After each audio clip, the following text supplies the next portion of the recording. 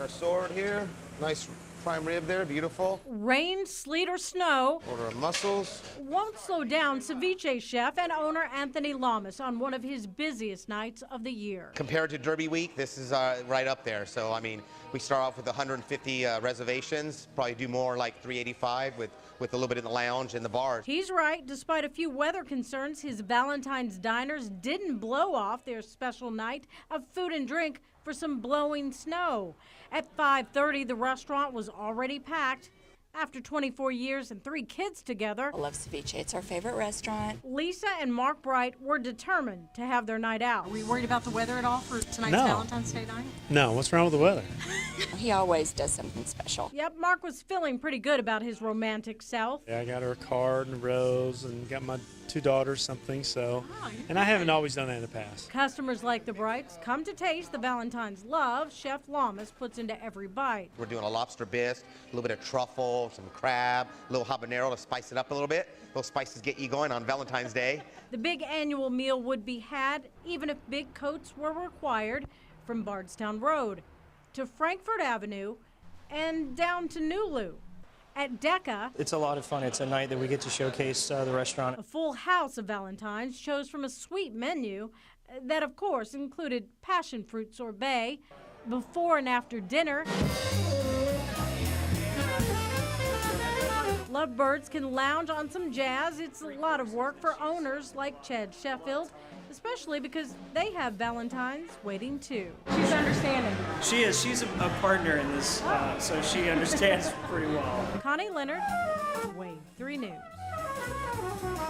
We'll be heading right back to Thanksgiving after we get what we came to get. It was a long line at the Dixie Highway Toys R Us, but it was full of hope. I don't care if I'm first as long as I get what I came for. Meanwhile, up at the front of that line, I'm Sierra and I'm here to shop with my sister-in-law. being first doesn't mean she's having fun. It's freezing.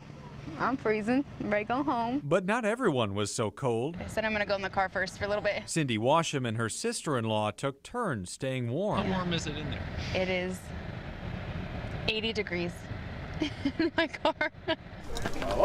Held over with refreshments. Coffee instead of water might have been good, but water is a nice gesture. Then it was finally time to open. Let's do it! The race was on. Would the items they came for still be in the store? Next in line. I was looking for the Monster High dolls, but they're all gone. Finding success or not, many weren't discouraged. Oh yeah, I'll be out till probably 9 o'clock tomorrow morning. And all night, people packed parking lots across Kentuckiana. Yeah, it is. It's pretty crazy. It's truly crazy. Janine Evans and her husband didn't quite know what to expect. This is the first big grand thing that we've done like this. My husband was like, we'll probably never do this again. But after finding flat screen success, their day is done. Back home, we're good to go. We're good to go now.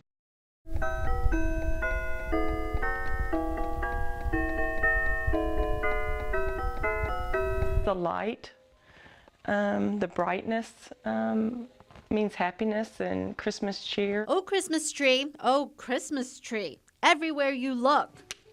The Thomases started their collection when they got married 32 years ago. 4 daughters and 76 trees later, Celia laughs about the tree in her tub. I don't know. It just hit me to put one there. And we've had that in there probably 15 years now we've done that. The setup starts in November. Most of the trees are pre-lit, each with a different theme. Celia is one of 8, coming from humble beginnings. But on Christmas, her parents made magic happen. It's not all about believing in Santa. It's believing in the spirit of the Christmas season and the giving. And that takes us to her brother Tommy, who lives 15 minutes away. Ho, ho, ho! He's created a winter wonderland, dressing up as Santa for more than 3 decades.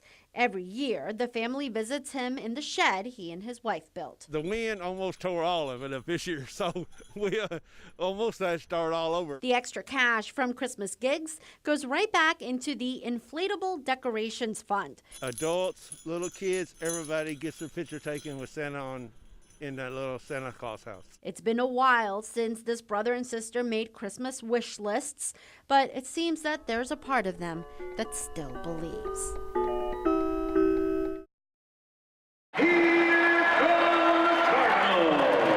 He's the man behind the mic for the Louisville Cardinals.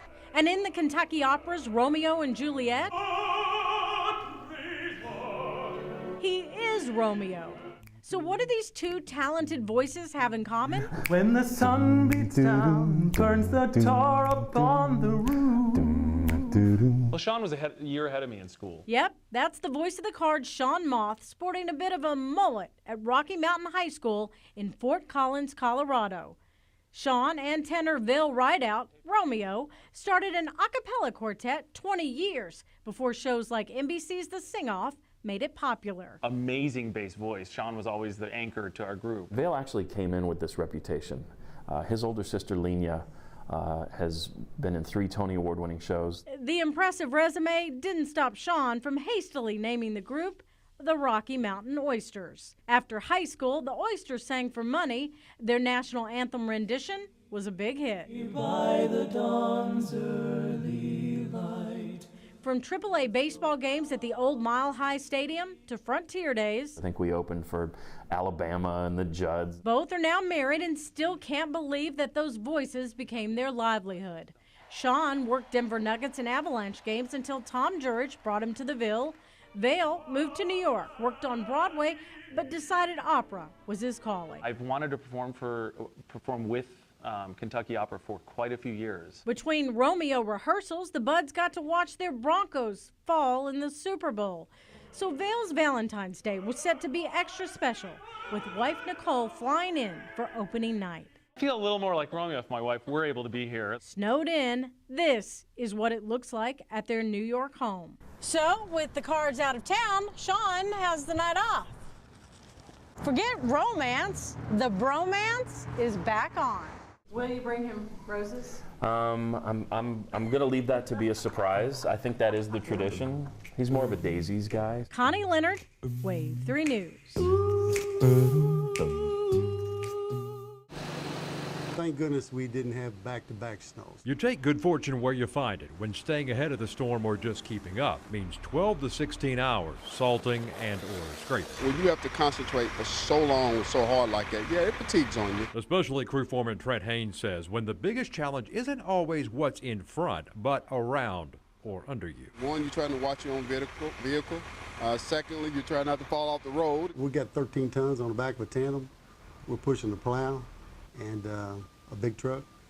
Yeah, you can't stop that on the dime. Public Works tries to ease the stress by pacing the work week between storms. The 4 10-hour shifts help budget the overtime and give you time to recoup. But with the next wave hitting Tuesday into Wednesday, they're not going to get much time to rest.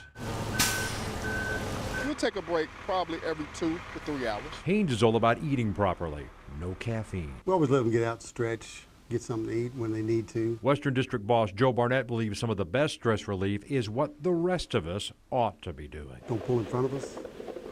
We'd like to get around you and help you to work is what we'd like to do. The sound of relief for this couple after 15 hours without power. It's always a worry on the back of your mind. They invited us in as parts of their home came back to life, like their heater and fridge. And a television, of course. With Channel 3 on. Channel 3's on. Their home is one of 3,100 across Harrison County struck by outages. There's another set of grounds down there. Some may not get power back until the weekend.